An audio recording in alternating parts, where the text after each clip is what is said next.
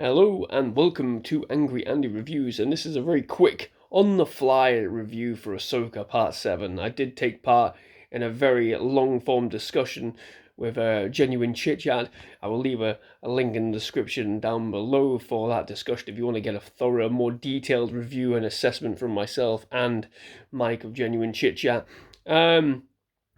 But essentially, very quickly, this is a disappointing episode for me. This is the episode the last episode before the finale itself, before the season comes to an end, and it feels like we're not getting anywhere. This episode is all action and is one hell of an edited nightmare. I guess if you like lights and shooting and explosions, this is going to be great for you.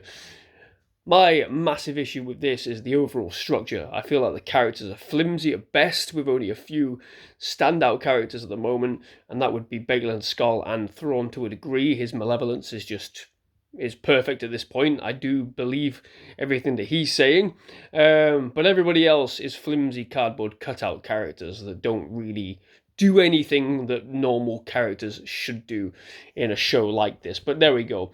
Ahsoka arrives at the system with the whales, and immediately they're set upon by mines. Thousands of mines that have been set up by the Empire, but fear not, they don't do anything at all. Ahsoka flies through them, no damage, no issues. She is chased to the planet after the Empire locate her, using the magical powers of the Night Sisters, and at the same time, Ezra and Sabine are travelling along, not really having the important discussion they should be having, which is how did she get there? What has she done to get there? But no, we're not going to have that important discussion. Instead, we're going to have comedy. Ezra sees off in the distance two figures on the hill, and he says, "Friends of yours?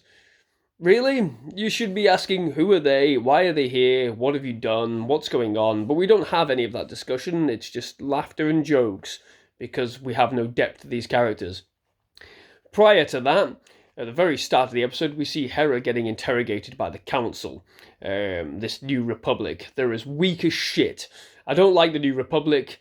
I think they're awful. I think they're just completely pointless. They're just designed to show the inadequacies of bureaucracy, and it doesn't work. They come across as pathetic more than anything, and soulless and pointless.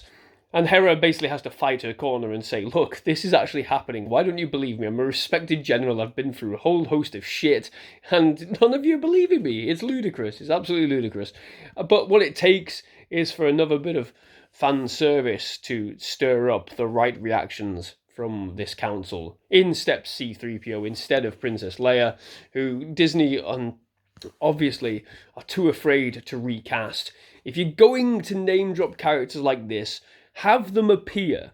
Why not cast Billie Lourd, Carrie Fisher's daughter, in the role as Princess Leia? People would buy it. People would appreciate it. People would say, yes, she doesn't look anything like her, but it doesn't matter because you're bringing heart and soul into it. Get Alden Ehrenreich back. He's fine. The film was shit, Solo, but he's fine. And then recast Luke.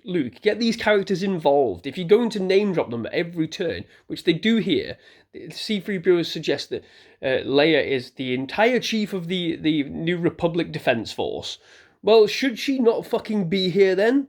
You know, why are you sending this golden bugger to fucking do your work for you? Oh, because fan service, because people will just go, "Oh, 3PO, yay, cool, woo," and that's exactly what happens. Nobody listens to the underlying tones of this. They just go off the gut reactions and claim it's fucking great. Well, it's not. It's lackluster, it's vapid, it's completely empty, and I've had enough. So yeah, coming away from that, Hera's let off, and obviously the New Republic's, you would hope, get their ass together and send every fucking battle cruiser they've got, every fucking X-Wing fighter, Y-Wing, A-Wing, B-Wing, V-Wing, you fucking name it. Send the entire fucking naval armada to Cetos and wait, because you know what's going to happen. That fucking Star Destroyer is going to come back through and no one's going to be there.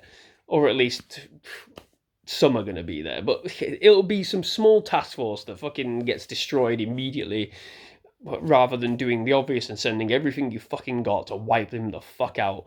But there you go. That's for the finale to fuck up rather than me. And we move forward, and all that happens in this episode is several scenes of action take place. Bale and Skull abandon Shin Hati, which is probably the most interesting part of this episode. He basically suggests that her path leads differently. He does not want this outward aggression that she's displaying. He's feeling something else happening elsewhere, so he's gone. And he fucks off. He has a bit of a conflict with Ahsoka. She bests him and steals his horse, and he's left there. Interesting. There's something going on with inside him. What is this? Is it leading into, one random theory in my mind could be: is he going to locate where the power that brings Snoke and the Emperor back to life? Are we going to find that? I don't know. I'm just clutching at straws because that's all this show is doing at the moment as well. And yet, everything just happens in double quick time. The action takes place. Ezra refused to have a lightsaber, which is fucking annoying because remember Obi-Wan Kenobi said in Attack of the Clones, this weapon is your life. Yeah, well, we don't need that anymore, so fuck that. And we move on at double quick speed, like I said. Actions left, right and centre. Shin Hati is bested. They send stormtroopers. They're all bested. The plot armour, the fucking Beskar armour is at work again. Nobody gets hurt. It's rubbish. There is no stakes in this show. There's no stakes. Everyone at play here, and me and Mike discussed this at great length, everybody on display here, it's like a prologue. No one's going to get hurt. There's no cost. We had random X-Wing fighter pilots get killed in a couple of episodes ago, but we don't care about them because we don't know anything about them. There's nothing to this show. There's no depth. There's no weight because we're not going to be treated to any form of cost. Compare it with Andor, where you had minor characters be introduced over a couple of episodes and then they were unceremoniously killed. We learned enough about them that their deaths would actually impact us. Think about fucking Andy Serkis in that episode, No Way Out, or One Way Out rather. What fucking genius. That episode cemented him as a character with thought and fears and fucking potential in his life. And what happens come the end of the episode? He says he can't fucking swim. We never see him again. Is he dead? We still don't know. There's nothing in this show. There's no weight. There's nothing going on. It's just blaster fire, shouting and explosions and fucking fan service. Again... Yeah, we had the fucking... Oh, man, I can't even be bothered. Yeah. I don't know what more I can say, really, other than this is an episode which doesn't feel like the episode prior to a finale. Because, in essence, this entire series, and again, me and Mike discussed this at great length, watch his episode. Not because I'm on it, but because the quality of discussion. We discussed it at great length. This feels like the prelude to something else, and it shouldn't. It should carry weight on its own merits. Yes, we know that they're all interconnected universes. We know all these stories, the Mando, Book of Boba Fett, we know they're connected, but we're doing the fucking Marvel thing where you have to watch it, otherwise you ain't gonna fucking understand, and it's not right. I'm losing my voice because I'm fucking ill again. God damn it. It's ludicrous. It's rubbish. Stop it. Absolutely stop it. I am past the point where, visual cues are more exciting for me. I'm not a child anymore. Apologies. If you're really into this, if the fan service really gets to you, then good for you. But I need more meat on the bones with shows like this. And it's frustrating. I know people are out there saying, well, stop watching it then. Stop watching it. You're missing the point. Anybody that knows me, if you see my other reviews with the fucking displays of Star Wars stuff that I've got behind me, Star Wars is my life. I want nothing more than for it all to work. I watch because I love it. Okay, it's not as simple as stopping it. It's an addiction. Okay. It's an addiction. I can't just stop watching it. I've done it with many other shows on Netflix that I've watched a few episodes and gone, nah, it's not good. I'm not going to bother. I've done it with other Disney Plus shows. But Star Wars is different. It's harder to let go because I want it to work.